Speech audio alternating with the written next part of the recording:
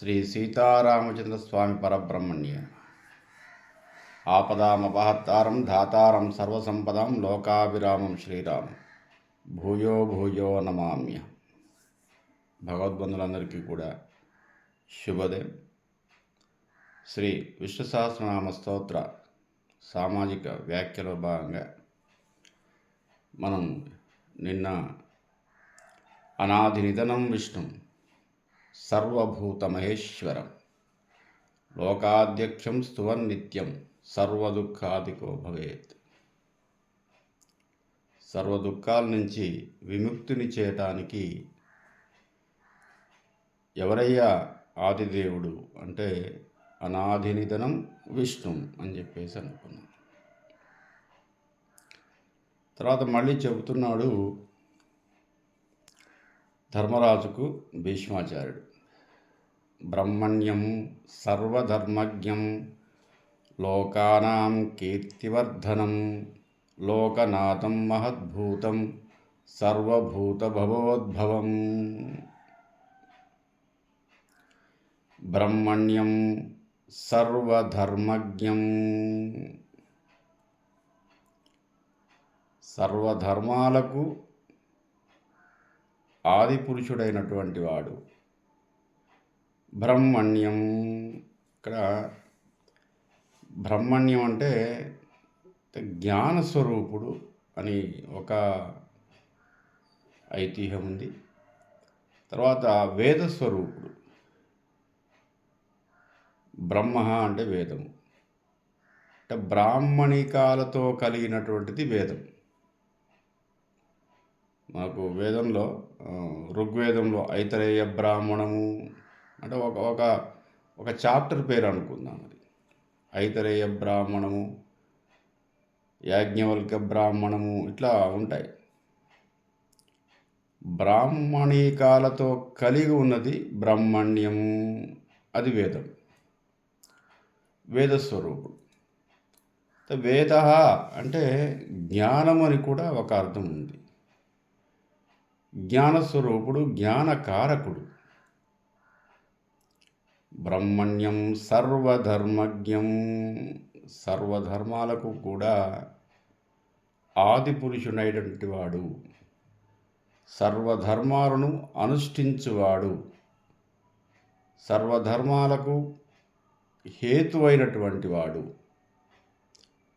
బ్రహ్మణ్యం సర్వధర్మజ్ఞం లోకానాం కీర్తివర్ధనం, లోకనాథం, లోకానికి నాథుడైనటువంటి వాడు. నాథుడు అంటే రక్షకుడు, స్థితికారకుడు. లోకనాథం మహద్భూతం సర్వభూత భవ ఉద్భవం.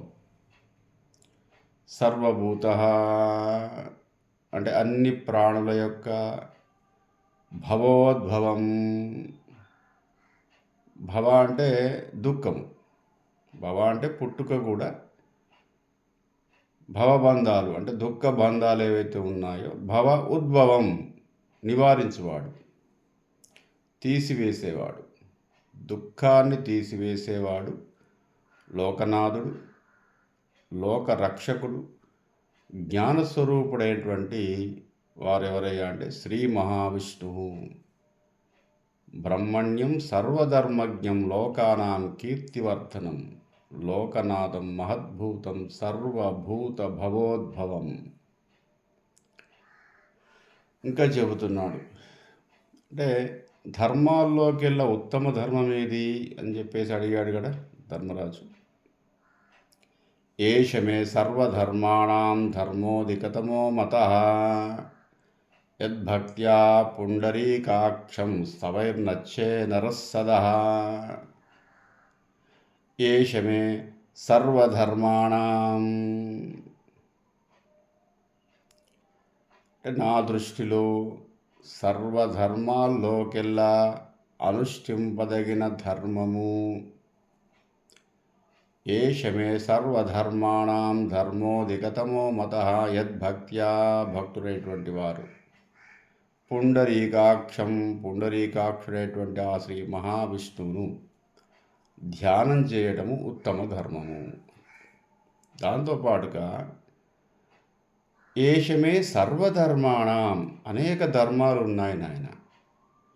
ఈ ధర్మాల్ని ఆచరిస్తూ ఉన్నటువంటి మానవుణ్ణి రక్షించువాడు. ధర్మరక్షకుడు అంటే ధర్మాన్ని అనుష్ఠించిన వారి యొక్క దుఃఖమును పోగొట్టువాడు. సర్వధర్మాణం, అనేక ధర్మాలు ఉన్నాయి. ఏమిటా ధర్మాలు అంటే మానవ ధర్మాలు కొన్ని ఉన్నాయి. మానవ లక్షణాలే మానవ ధర్మాలు. ఈ మానవ ధర్మాలు ఏమిటయ్యా అంటే మానవుడికి ఇప్పుడు సృష్టి ధర్మం ఉంది, లేదా ప్రకృతి ధర్మం. సృష్టి ధర్మంలో సృష్టించుకుంటూ వెళ్ళిపోతారు అంతే, దాని ధర్మం అది. ప్రకృతి ధర్మం, ప్రకృతి తన ధర్మాన్ని అనుసరించుకుంటూ వెళ్ళిపోతూ ఉంటుంది. ఇప్పుడు నిప్పు కాలుతుంది, దాని ధర్మం. ఎవరికైనా కాలుతుంది, దాని ధర్మం అంతే, నిప్పును ముట్టుకుంటే. నీరు దాహం తీరుస్తుంది, ఎవరు తాగినా దాహం తీరుస్తుంది. మంచివాడా చెడ్డవాడా, పాపాత్ముడా పుణ్యాత్ముడా, దాని ధర్మం అది.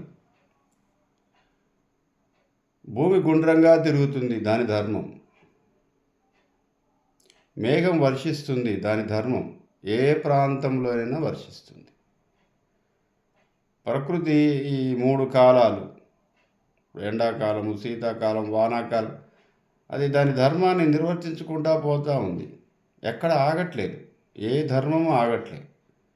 సృష్టి ధర్మము ఆగట్లేదు, ప్రకృతి ధర్మము ఆగట్లేదు. అట్లాగే మానవ ధర్మాలు ఉన్నాయి. ఇప్పుడు గాలి ఉంది, దాని ధర్మం ఏంటి? జీవవాయువుని ఇవ్వటం ప్రాణులకి. అది మంచి చెడుతో సంబంధం లేదు. ఎవరు గాలి పీల్చుకున్నా వాడికి ఆక్సిజన్ వస్తుంది. దాని ధర్మం అది. మంచి చెడు ప్రాంతము భేదము ఏమీ లేదు. దాని ధర్మము జీవవాయువుని ప్రాణులకు ఇవ్వడం, ప్రాణవాయువుని ఇవ్వడం గాలి ధర్మం. నీటి ధర్మం, ఆహారం ధర్మం ఏమిటి? ఎవరు తిన్నా ఆకలి తీరుతుంది. ఇట్లా వర్షం ఏ ప్రాంతంలో అయినా పడుతుంది. ఇట్లా ప్రకృతి ధర్మాలు, సృష్టి ధర్మాలతో పాటుగా మానవుడికి కొన్ని ధర్మాలు నిర్దేశించబడ్డాయి. అవి ఆచరిస్తే మానవుడు. ఏమిటా ధర్మాలు? వ్యక్తి ధర్మాలు ఉన్నాయి, కుటుంబ ధర్మాలు ఉన్నాయి, సామాజిక ధర్మాలు ఉన్నాయి, ఆధ్యాత్మిక ధర్మము ఇవి ఉన్నాయి. ముందుగా వ్యక్తి ధర్మంలో మానవత్వాన్ని కలిగి ఉండటం.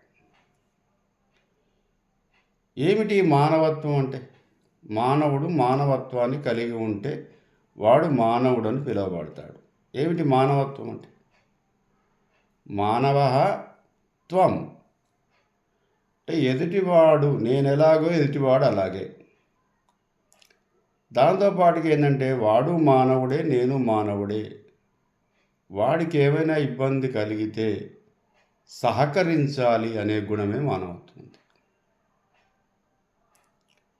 సాటి మానవుడికి సహకరించటం మానవత్వం. సాటి మానవుడు కష్టాల్లో ఉన్నప్పుడు ఆదుకోవటం మానవత్వం. ఎందుకు? నేను మానవుడిని, అతను మానవుడు. వాడు మనిషే, నేను మనిషి. నాలో ఏమున్నాయో వాడిలో అవే ఉన్నాయి. వాడు గాలి పీల్చుకొనే బతుకుతున్నాడు, వాడు ఆహారం తినే బతుకుతున్నాడు. వాడు పుట్టాడు, బతుకుతున్నాడు, చనిపోతాడు. నేను పుట్టాను, బతుకుతున్నాను, చనిపోతాను. అంతే కదా. మానవులంతా సమానమే కదా. దీంట్లో ఏం తేడా ఏం లేదు.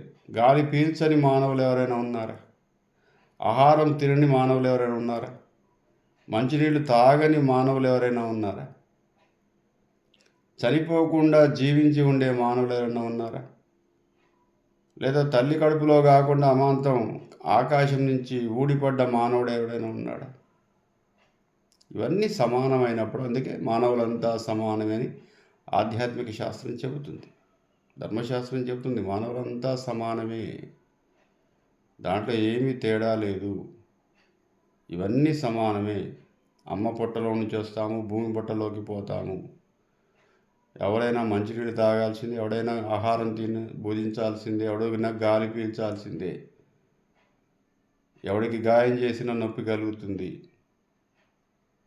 ఎవడి పొడిచినా రక్తమే కారుతుంది. దాహం వేసినప్పుడు ఏదో నెయ్యి తాగే వాళ్ళు ఎవరైనా ఉన్నారా? కాబట్టి మానవత్వం, త్వం నీవు, నేను ఎలాంటి వాడినో నీవు అలాంటి వాళ్ళే. మానవత్వం, నేను నువ్వు సమానమే. కాబట్టి నీకు ఆపద సంభవిస్తే నేను సహకరిస్తాను, నాకు ఏదైనా కష్టం వస్తే మీరందరూ సహకరించండి.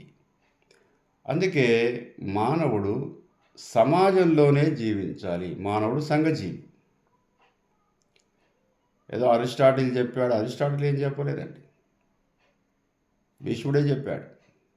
మానవుడు సంఘజీవి, సంఘంలో జీవిస్తూ, తోటి మానవులతో జీవిస్తూ, తోటి మానవులకు సహకరిస్తూ ఉండటమే మానవుడి యొక్క ధర్మం. అది రెండవది ఏమిటి ధర్మం అంటే, నిన్ను నువ్వు తెలుసుకోవడం ధర్మం. నేను ఎందుకు పుట్టాను, ఎందుకు జీవిస్తున్నాను, నా ఉద్దేశం ఏమిటి, నాకేదైనా డ్యూటీ అప్పచెప్పారా, ఆ డ్యూటీ ఏ విధంగా చేయాలి. దాంట్లో నుంచి వచ్చినయే కుటుంబ ధర్మాలు. అంటే భర్తగా నేను ఎలా ఉండాలి, లేదా భార్యగా ఎలా ఉండాలి స్త్రీలైతే, తర్వాత తండ్రిగా నేను ఎలా ఉండాలి, కుమారుడిగా నేను ఎలా ఉండాలి, అన్నగా నేను ఎలా ఉండాలి, తమ్ముడిగా నేను ఎలా ఉండాలి. కుటుంబ ధర్మాలు ఇవన్నీ. అంటే రామో విగ్రహవాన్ ధర్మ, ఈ ధర్మాలన్నిటికీ రూపం ఎవరంటే శ్రీరామచంద్రుడు. రామాయణం ఒకసారి చదివితే మానవ ధర్మాలు, మానవుడు ఎలా ఉండాలో తెలిసిపోతుంది. ధర్మానికి ఒక ప్రతిరూపం. ఇవి ఆచరిస్తే మానవుడు, ఈ ధర్మాన్ని ఆచరిస్తే, అందుకే ధర్మో రక్షతి రక్షిత. ధర్మాన్ని నువ్వు రక్షించు, ధర్మం నిన్ను రక్షిస్తుంది. ఏ ధర్మాన్ని మనం రక్షించేది? ఏమి చేస్తే ధర్మరక్షణ అంటారు? అంటే సృష్టి ధర్మానికి వ్యతిరేకంగా వెళ్ళకూడదు, ప్రకృతి ధర్మానికి వ్యతిరేకంగా వెళ్ళకూడదు. మనం ఏం చేస్తున్నాము? ప్రకృతి ధర్మాల్ని పాడు చేస్తున్నాం. ప్రకృతి మనకు స్వచ్ఛమైన నీరు ఇచ్చింది, దాన్ని కలుషితం చేస్తున్నాం. స్వచ్ఛమైన గాలి ఇచ్చింది, దాన్ని కలుషితం చేస్తున్నాం. స్వచ్ఛమైన సారవంతమైన భూమి ఇచ్చింది, భూముల్ని మనం కలుషితం చేస్తున్నాం. ఒకటేమిటి, ప్రకృతి ధర్మాలన్నిటి కూడా మానవుడు పాడు చేస్తున్నాడు. తెలివైన వాడే, కాదంటలే. కానీ తన తెలివితో ఏం చేస్తున్నట్టే ప్రకృతిని అంతా కూడా, ఓజోన్ పొర అంతా కూడా కాలుష్యంతో నిండిపోయిందని చెప్తున్నారు సైంటిస్టులు. దానివల్ల అల్ట్రా వైలెట్ ఎక్కువైతే ఉంది. రోజు రోజుకు ఎండలు విపరీతమై తట్టుకోలేనటువంటి ఎండలు వచ్చేస్తున్నాయి. అంటే మనం ప్రకృతి సహసిద్ధంగా ఉన్న వాటిని మనం పాడు చేస్తున్నాం. ధర్మో రక్షతి, ప్రకృతి ధర్మాలను రక్షించండి మానవులు. రక్షిస్తే ప్రకృతి మనల్ని రక్షిస్తుంది. సకాలంలో వర్షాలు పడట్లేవు, చెట్లు కొట్టేస్తున్నాం, అడవులన్నీ కూడా కబ్జా చేసేసి భూములన్నీ కూడా కబ్జా చేస్తున్నారు. ఔషధీ గుణాలు ఉన్నటువంటి వాటన్నిటి కూడా పాడు చేస్తున్నారు. నదీ నదాలన్నిటినీ కూడా కలుషితం చేసేస్తున్నారు. వాతావరణంలో గాలి కలుషితమైపోతుంది ఈ పొగగొట్టాల ద్వారా. మరి ఇంత పాడు చేస్తున్నావే ప్రకృతి ధర్మాన్ని. ప్రకృతి ధర్మాన్ని నువ్వు రక్షిస్తే నిన్ను ప్రకృతి రక్షిస్తుంది అంతే. దాన్ని కాపాడుకుంటే సకాలంలో వర్షం పడుతుంది. సకాలంలో వర్షం పడితే పంటలు పండుతాయి. పంటలు పండితే మనం భోజనం చేయగలుగుతాం. లేదు, కాలుష్యం ఎక్కువైపోయిందనుకో వర్షాలు పడవు, ఎండలు ఎక్కువైపోతాయి, అల్ట్రావైలెట్ ఎక్కువైపోతుంది. తట్టుకోలేనటువంటి వాతావరణంలో మనం జీవిస్తుంటాం. తద్వారా మానవుడు అస్తవ్యస్తమైపోతాడు. కాబట్టి ప్రకృతి ధర్మాన్ని మనం రక్షిస్తే, అట్లాగే మానవ సామాజిక ధర్మాలు ఉన్నాయి. సమాజంతో ఎలా ఉండాలి, తోటి వారితో ఎలా ఉండాలి, వృత్తి ధర్మాలు ఉన్నాయి. ఇప్పుడు డాక్టర్ గారు ఉన్నారనుకోండి, ఒక వైద్యుడు, ఆయన ధర్మం ఏమిటి? ఎవరు ఆయన దగ్గరికి పోయినా వైద్యం చేయటం.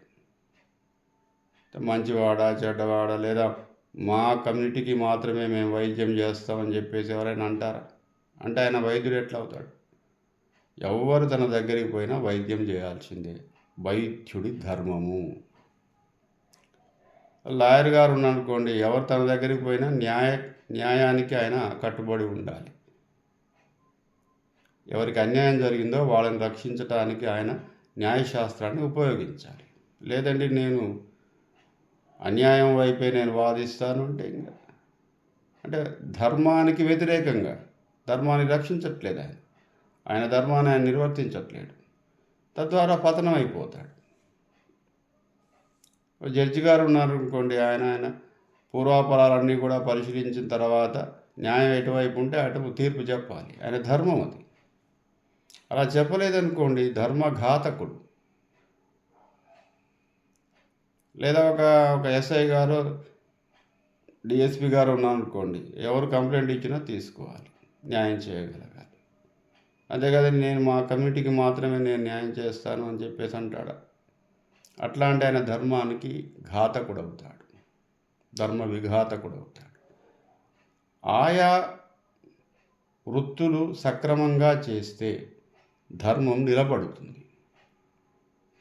అట్లాగే రాజ్యాధికారి, రాజు కానీ, లేదా ఇప్పుడు ఏదో సీఎం గారు ఉన్నారనుకోండి, ప్రజలంతా సమానమే. రాష్ట్రంలో ఉన్నటువంటి ప్రజలందరూ సమానమే. ఎవరికి ఆపద వచ్చినా రక్షించడానికి ఆయన, లేదండి నేను అట్లా కాదు, నేను మా పార్టీ వాళ్ళకి నేను సేవ చేస్తాను, ధర్మఘాతకత్వం ఏర్పడుతుంది.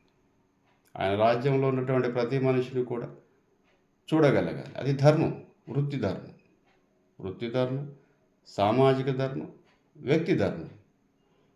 ఇవి ఆచరిస్తే ధర్మో రక్షతి రక్షితః.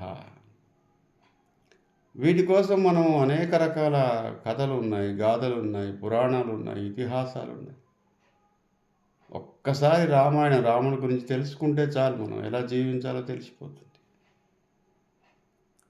అందుకే చెప్పాడు వాల్మీకి, రామో విగ్రహవాన్ ధర్మ, మానవులు జీవించడానికి కావలసినటువంటి సర్వ లక్షణాలు గల ఏకైక వ్యక్తి పురుషోత్తముడు శ్రీరామచంద్రుడు. హాయిగా మన ధర్మాన్ని మనం నిర్వర్తిస్తూ హాయిగా జీవించవచ్చు. మన ధర్మాన్ని మనం అనుష్ఠించటం వల్ల ధర్మం ఎప్పటికైనా మనల్ని కాపాడుతుంది. కాపాడటం అంటే దుఃఖ విముక్తి, అంతే, అంతకన్నా ఏం లేదు. నేను నా ధర్మాన్ని నిర్వర్తించాను, దుఃఖం వచ్చేసింది, సరే చూద్దాం. ఆ స్థితప్రజ్ఞత వస్తుంది, ఆ తట్టుకునే శక్తి వస్తుంది ధర్మాత్ముడికి. ధర్మాత్ముడు ఎక్కడన్నా కానీ భయం లేనటువంటి స్థితిలో ఉంటాడు. ఎందుకంటే తన ధర్మాన్ని సక్రమంగా నిర్వర్తించాడు కాబట్టి. ఒక ఆఫీసులో ఒక వ్యక్తి తన డ్యూటీని సక్రమంగా చేశాడు అనుకోండి, ఎటువంటి భయం లేదు. యజమాని ఏమడిగినా సమాధానం చెప్తాడు. యజమానికి వ్యతిరేకంగా చేయడు, ఆఫీస్కి వ్యతిరేకంగా చేయడు. ఆయన ధర్మం అది. ధర్మ సూక్ష్మాలంటే కూడా ఆఫీసు నియమాలు ఉంటాయి, ఆ నియమాన్ని తప్పడు.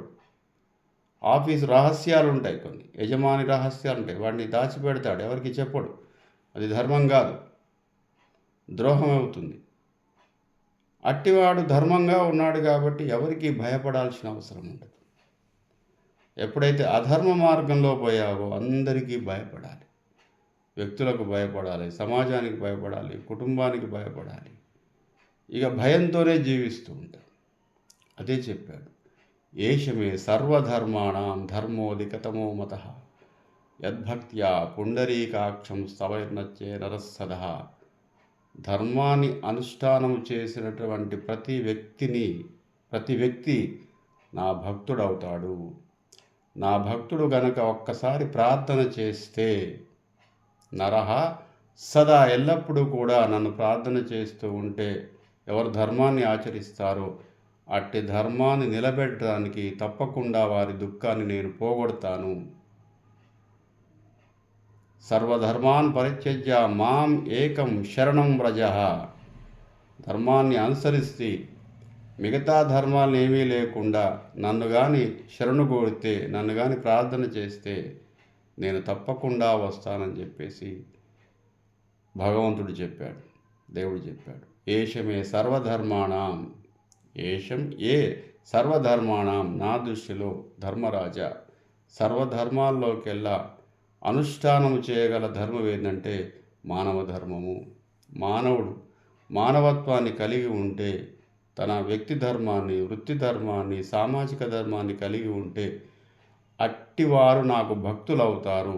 ఎవరు ధర్మాచరణ చేస్తారో వారు నా భక్తులవుతారు. నా భక్తుడికి ఏ కష్టం కలిగినా, ఏ దుఃఖం కలిగినా నన్ను ఒక్కసారి శరణు కోరితే, ఒక్కసారి నన్ను స్మరిస్తే తప్పకుండా వాళ్ళ దుఃఖంలో నుంచి విముక్తిని చేస్తానని చెప్పేసి స్వయంగా శ్రీ మహావిష్ణువు చెప్పాడు. ఆ చెప్పిన విషయము భీష్మాచార్యుల వారు మన ధర్మరాజు చెప్పాడు.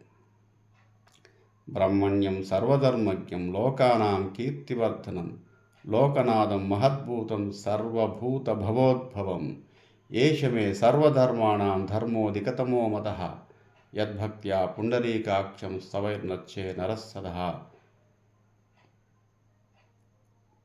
రేపు మళ్ళొక 2 శ్లోకాలను చూద్దాం. శ్రీ కోదండరామ యూట్యూబ్ ఛానల్ భక్తులందరూ కూడా సబ్స్క్రైబ్ చేయండి, లైక్ చేయండి, కామెంట్ చేయండి, షేర్ చేయండి. నన్ను ఆశీర్వదించండి. స్వస్తి.